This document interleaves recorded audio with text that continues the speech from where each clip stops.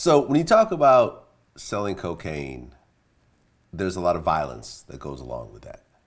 It's not a game where people are polite and do business in a traditional sense. Like, what do you think was the most violent situation you were ever in during that time?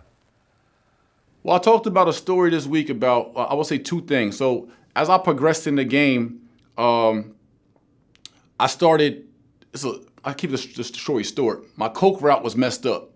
And so I attempted to switch hustles and get into the dope game, right? So the difference, coke is cocaine, dope we call heroin, right?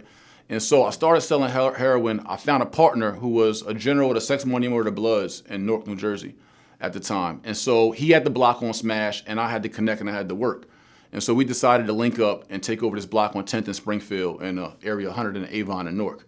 And so during that time, that's actually around the time I started segueing out of the game, but during that time, I seen a different side of the game than the smooth coke transactions or things that I seen in the earlier years. I mean, there'll be some beefs, there'll be some shootouts, there'll be some drama in the game, but this is a whole nother whole nother animal.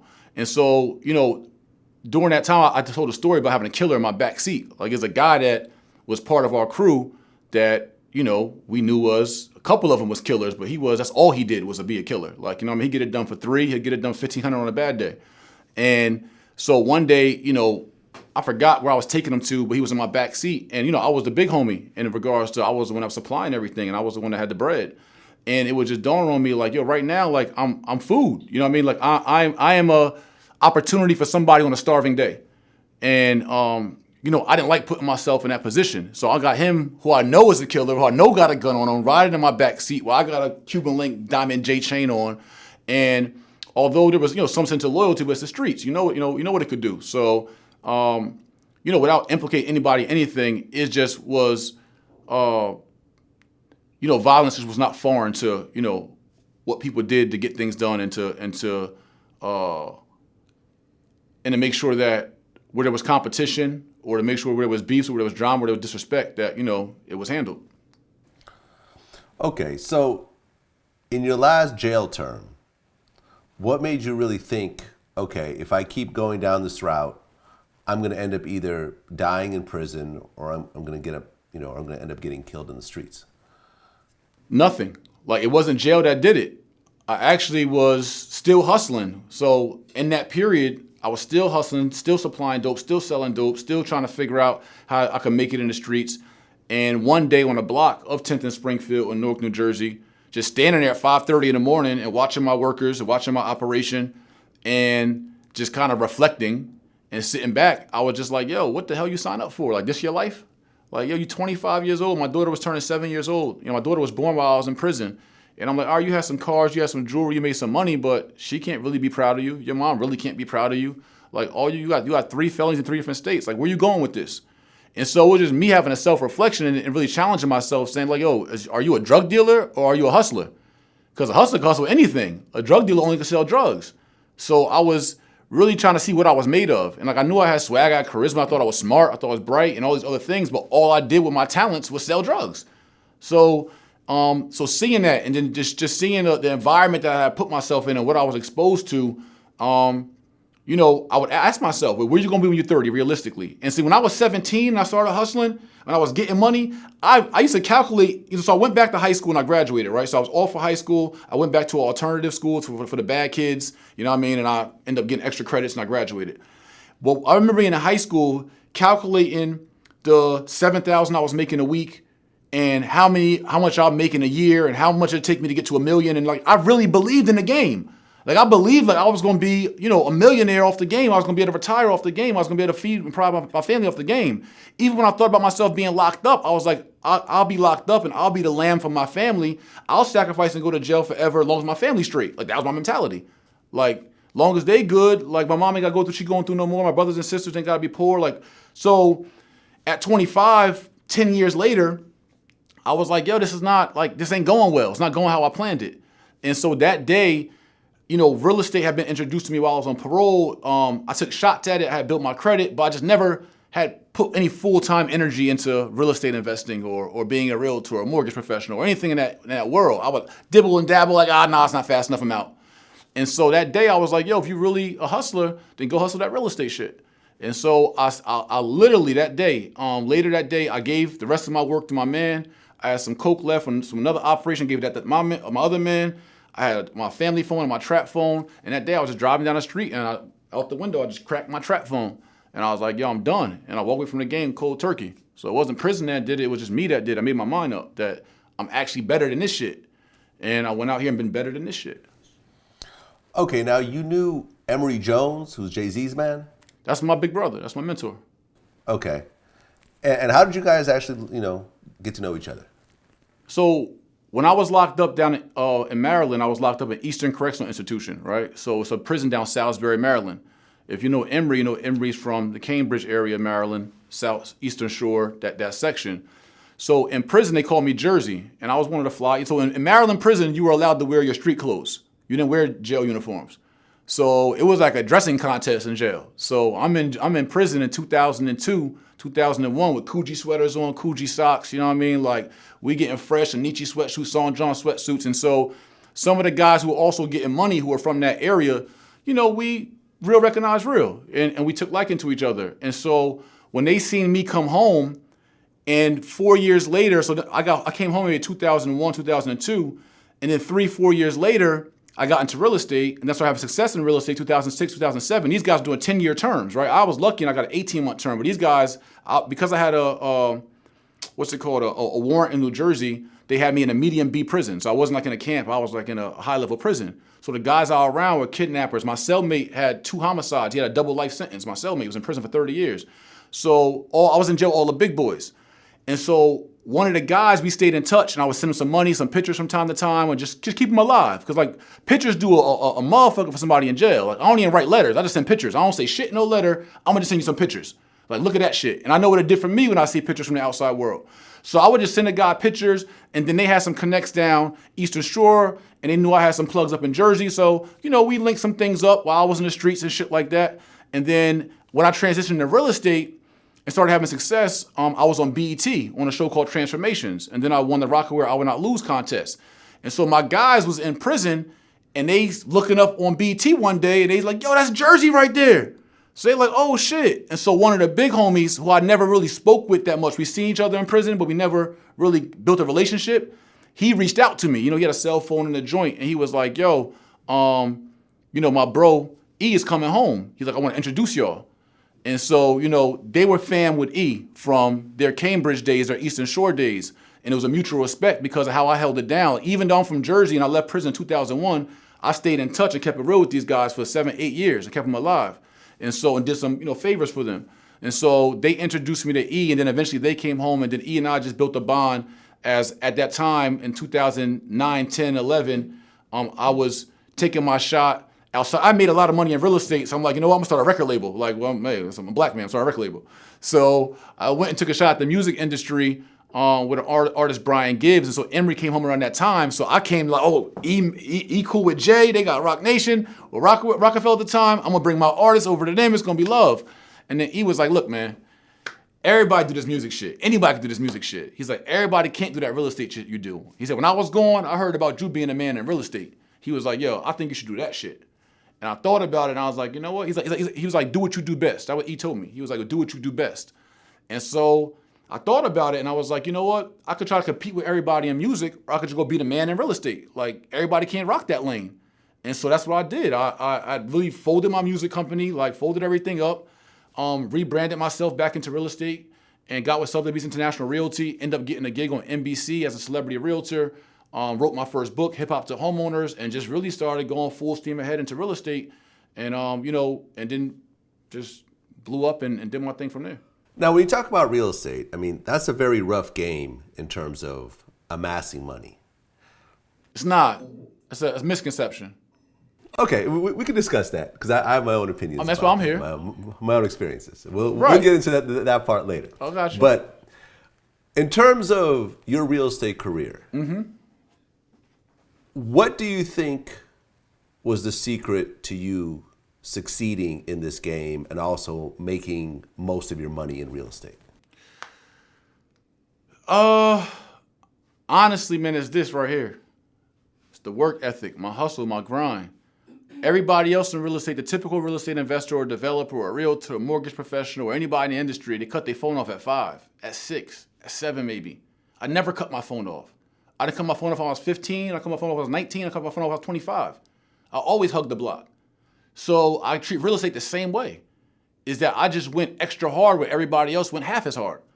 So like this saying, outwork the work, it comes from the block of, it comes from me bagging up a half key of Coke and an all 20s and then taking them 20s and putting them into 6 packs, which is 6 20s makes a 6 pack to us, which is $100. We sell 6 for $100. Then taking them 6 packs and putting them in the G packs and doing that over 3 days, just sitting there with a mountain of Coke and it ain't nobody but you and this fucking pile. You got to do the shit because ain't nobody going to do it for you the way you going to do it. And so I treat real estate the same way. I could have a mountain of work to do. I got to evaluate. Well, I don't do this now. Now I have a whole development company. They do all, so I built a system and process for myself. But my whole point is that no matter how much work is in front of me, it don't matter to me. I'm just going to get it done. And so I took that same tenacity, that same resilience, that same persistence into real estate. And then second, what made me so successful in real estate is that I'm not scared of shit in real estate. I come from the streets. I came off the block in Newark, New Jersey. So what the fuck gonna happen to me in real estate? So I'm not worried about losing the house or a foreclosure or a short sale or bad credit or a bankruptcy. I don't give a shit about that. Like, I suffer real consequences. I stood in front of the judge facing 15 years. I was facing 3 years of life in prison at 18 years old. What do I care? What can I lose in real estate? So I approach real estate with a I will not lose mentality because how can I lose in this game? I don't go to jail. I don't do real estate illegally. I don't scam. I don't bend the rules. I do it by the book. I didn't leave the drug game to go into real estate and do it illegally. So I do real estate by the book. So I ain't going to jail. And ain't nobody shooting me. I'm going to win. Okay, but what part of real estate did you make most of your money in, specifically? Development. Buying and flipping. Buying and renting. Buying and holding. The whole shit. It's like, once you know the strategies, once you, like I call it your arsenal, like once you have all the weapons in real estate, you can do whatever the hell you want to do. Like you could be a sniper, you could have a Uzi, you could stab somebody, like it's all the same shit. So in real estate, if I know how to wholesale real estate, I know how to sign contracts, I know how to syndicate deals, I know how to buy commercial buildings, I know how to buy and flip, I know how to rehab, I know how to buy and hold, I know how to interview property managers, I know how to brand my company, I know proper LLC formation, I know how to negotiate deals, like I know how to find cap rates, ROIs, LTVs, purchase ratios, PITIs, I know the shit. So once you know the tricks of the trade, all you gotta do is go hustle. That's it. And that's what we teach in my school, the Jay Morrison Academy. I teach you how to go hustle. Right, and I guess Jeezy donated $1 million to the Academy? Yes, sir. It was back 2014. It was the same thing. Okay. He respected the fact that I'm helping people find another way out. So it's like, people say, like, what's the success rate of your school? I'm like, what's the success rate of your gymnasium? Like, if you go to the gym, I can't guarantee you gonna get muscles. Like, you gotta go work. All I can do is give you all the fucking tools in the training.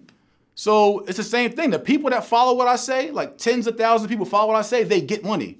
Because I lay everything out in a very structured and simple way. All you gotta do is follow the blueprint. It's very, very simple and go hustle. Okay, so first and foremost, I just want to say that anyone who is leaving a life of doing legal activities and going into legal activities, I applaud. I think that, as someone who's done illegal stuff in the past, done some gray market stuff in the past, and now has a legal business, it's a much better lifestyle. There's always peace of mind. Yeah, there's peace of mind.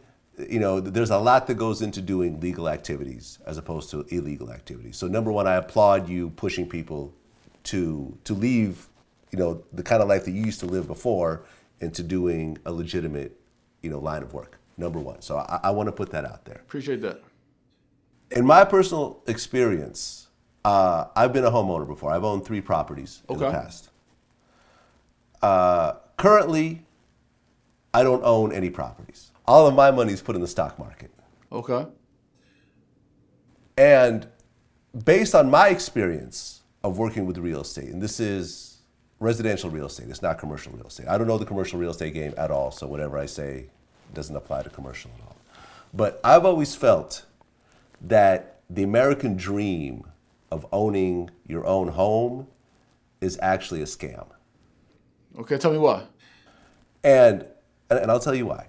First of all, I feel that the banks and the real estate industry are the real winners in this scam. And this is why I believe that owning a home is a scam. Mm-hmm. Number one, you lock yourself into 30 years of payments. Gotcha. And you don't know what your future earning potential is going to be. Right. There's some risk there. Number one, yeah. Okay. You may lose your job. You may have to get a new job, or you might have a job that earns way more than you earn now. Right. So therefore, whatever you lock yourself into for 30 years may not apply in the future. Okay. And now if you do lose your job, which has happened to me before, Right. Where I had to shut down my own business, the stress of a mortgage payment when you don't have any income is enough to kill you. Depends on your level of your risk, your your stress threshold. I got When you lock yourself into a mortgage, when you can't make a certain number of payments, the bank ends up foreclosing on you. Gotcha. They take your property. They also take whatever down payment you gave them initially, and they go and ruin your credit. Okay. Which makes your life very, very, very difficult in the future. Okay. I'm waiting. Go ahead. I'm going to get you, but go ahead. During the course of paying off your mortgage, most of the time of you paying your mortgage, you actually pay interest. You don't pay your principal. Right, for 20 years. So, the first 20 years are mostly you can have a 30-year mortgage. 20 years in after paying, you look at how much you owe, and it's damn near the same amount as when you started. Mm-hmm. You're responsible for all the repairs of the house. Mm-hmm. And when you actually do sell your home, a huge chunk of money goes to the real estate agents, both the buying and selling agents, as well as the closing costs. Well, typically 6%. I wouldn't call that a huge chunk. 6% of 100% is not that 6% bad. of the total cost, plus there's the closing cost, the escrow cost, and everything else like that, which is thousands of dollars. It can be, depending on the size of the house, and the closing costs can be deferred to the buyer, but I understand what you're saying. Right. Now, when you look at the stock market, you could buy and sell at essentially zero cost. Mm-hmm. When stock markets crash... A broker, because real estate you can sell without any cost as well, just don't use the broker. But in stocks, if you're using a broker, you pay costs as well. You pay commission on buying and selling the stocks as well. Can you actually buy and sell without a broker? Yes. You don't need a real estate agent to buy real estate or sell real estate.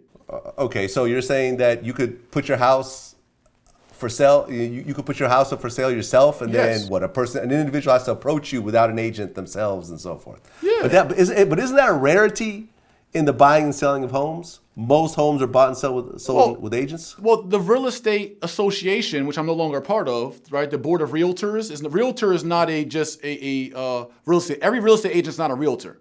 The realtors are part of an association. They have millions of dollars and they do great marketing to make every homeowner and people like yourself think that you need us to sell your house because that's how they get paid. So that part is essentially a scam. The fact that real estate investment in homeownership education is not taught in our schools is a scam. They teach you how to dissect the frog, but not how to own a home. So you have all these misconceptions which lead people like yourself to not be well informed going into real estate. If you're not informed, yes. If you're not informed in any industry, it's going to feel like a scam because you don't know the shit. You're going to get ran over. So, okay. With knowledge base, yes, you can buy and sell without using a broker. Okay. But in stocks, the same thing. Right. Now with stocks, you can buy and sell instantly without a cost. I mean, there's apps like Robinhood, which actually are zero cost trades. Stock markets recover from crashes much faster than real estate markets.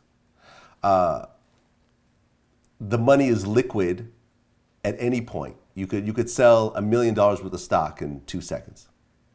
And the companies that you're actually investing in are actually generating money. Unlike a home, which is really, it's not generating money, it's just based on a price that people feel that it's worth. So based on my experience, every time, and I've owned 3 properties, every time I've sold the property, after you count up all the costs, the real estate costs and the closing costs, I've essentially broken even.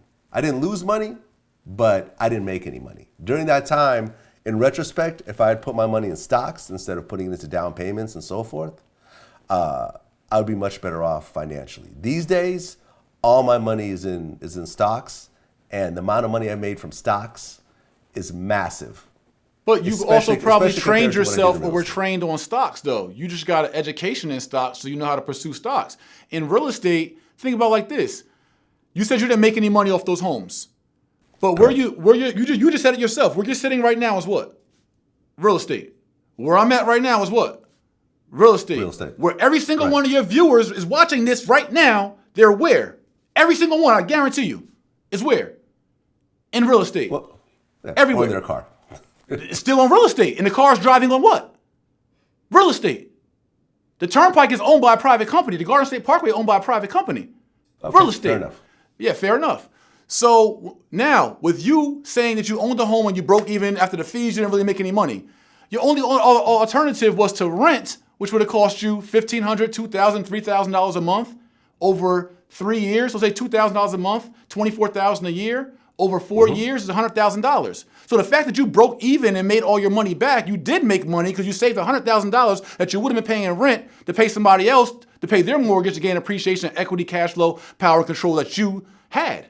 So no matter what, you just made money because you didn't waste money on rent. The money you're paying, but you're not wasting money on rent. You're paying to stay at a certain location. Now, whether you're paying the homeowner or whether you're paying the bank and you're paying mostly interest, you're still paying some money. Well, right. But here's where you waste money, because that money that you were paying to someone else that is then a liability, is an expense to you, that money would have been recouped. But at the same time as that money being recouped, the money that you would spend on rent but would have been a mortgage, that you would have got that money back. But while your property went up in value. But you're not really recouping when you're paying off the interest. You're just paying the bank, who's the real owner of the property. Well, if you're using a mortgage, you also can buy property cash as well. Right. And 95% of people who are going to be buying homes who are watching this right now are going to get a mortgage. Not a lot of people have $1 million in cash that they're going to put straight into a property. Okay, but while they're putting that small down payment and they're paying a mortgage company and they're paying interest, that property is typically, if you buy right, going up in value, gaining appreciation and gaining equity that you can then leverage for other investments. But it's not gaining appreciation in the same way as a company's gaining appreciation. The stock market moves much slower. The real estate market moves much slower than the stock market. But you can buy a real estate investment and you can buy it cheap with equity already in it, starting from the beginning. I mean, we're not talking about commercial. We're talking about residential. Residential is anything 1 to 4 units, or 1 to 4 units, even with a store attached, can be residential mixed use. Okay. Well, I mean, let's just talk about single family homes, because once you talk about multi units, I guess that's not technically commercial, but you're talking about more of a commercial type. Right. So you're talking about a business at this point. I'm talking about a single family home where you live. Right. So what I'm saying is that what I teach is for my students to buy a 2 to 4 unit home where they live. So you live in one unit and allow the second unit, the third unit, or the fourth unit to pay your mortgage all for you, or the cash flow for you. Okay, and that's fine, and I respect that. But this is not. That's not what I'm referring to. Okay, a single family home where you live by yourself. I'll go apples for apples with you and talk about single family home versus stock market. So you're talking about that. The stock market, but see, where it's not apples for apples, you're talking about where I live versus an investment vehicle. Let's compare investment vehicle versus investment vehicle. You want to compare the home in which I reside to an investment vehicle. Where you live is not necessarily an investment. I don't look at you owning a roof over your head as an investment. I look at it like you got to live somewhere anyway. So if I got to live somewhere anyway, I'd rather live somewhere where I have the power and control. Because not only do you own a building when you own real estate, you own a mineral rights below the building. So if you find oil, gas, diamonds, gold in your backyard, you own that land. You're not going to find diamonds in your backyard. It hasn't happened before? That has not happened before? There have not been people that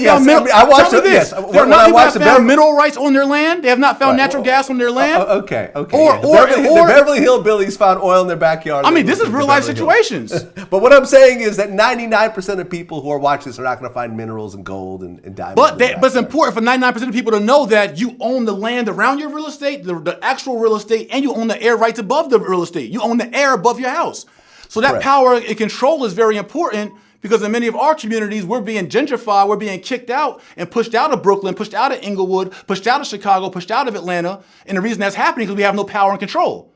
So it's very important. The other perk to home ownership outside of stock, you can invest in a company, but you have no say-so over that company. You can invest in Disney, Starbucks, McDonald's. You have no power, no control, and no say-so. You owning the roof over your head, you then have But you could also rights. liquidate it. You could liquidate it right then and there in the middle of the day at any point in time, Monday through Friday from 9 a.m. And the stock market, you drop it at any given time. You can't liquidate it, or you liquidate it for a loss.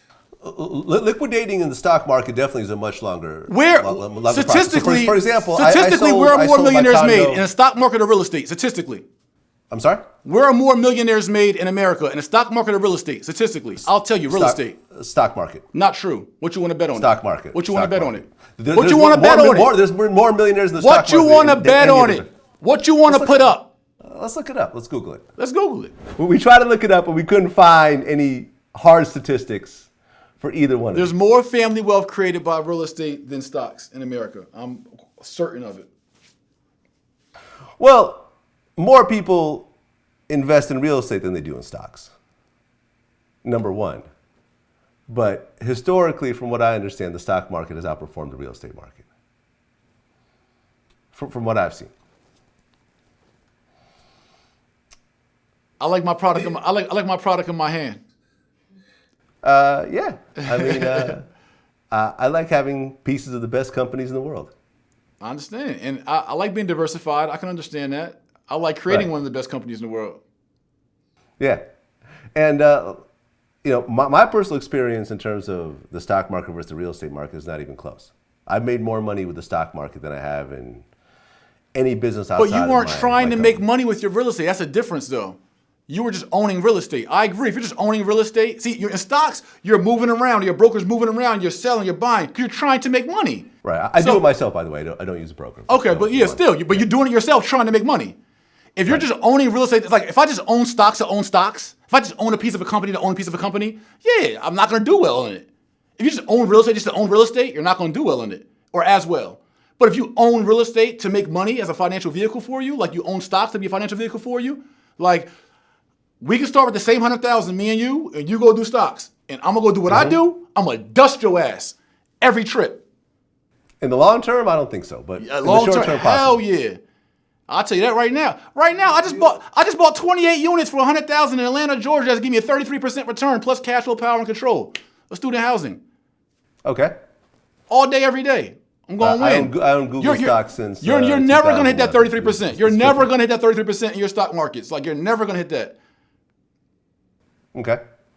That's all day. Student housing, apartment building, done. Just bought a 4-unit for 115,000. Right. I mean, number one, you're talking about commercial real estate once again.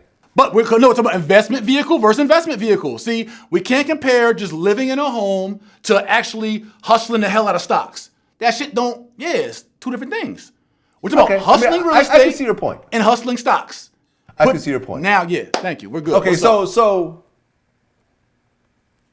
but you would agree with me in the sense that if a person had, let's say, $100,000, Right. and they took that 100,000 and put it into the home that they live in, versus taking that versus renting and taking that 100,000 and investing in the stock market, they would do better in the stock market than the home. I don't know. I say if you follow what I put in my book, Lord of My Land, and you go buy a 2, 3, or 4 family house and you go live in one unit and rent the other 3 out, you're going to do better than you would have putting that money in a stock. Because now you're living for free or living with cash flow, and you got power control, and you got equity and appreciation, and you got the tax write-offs from the other units. So you got tax advantages, power control, equity and appreciation, and you got to live somewhere anyway. Right, you're talking about multi-units. Like I said, it's a different situation. If I owned the home that I live in, well, in my LA home, it would cut out a huge chunk of the money that I have in the stock market, and financially, I would not do as well. Right, you're saying you got better opportunity cost for that money, it being in a stock market as opposed to a big LA home down payment. Exactly. I'm saying, based on my life experience, that if I took the same money, that instead of putting it into just a home or putting it into the stock market, I'd rather go put it into a 2, 3, or 4 family home or a multi-unit home or a single family that I'm flipping because I evaluated the deal. I know I'm buying it undervalued, it's distressed, and I'm gonna sell it for more than what I purchased it for.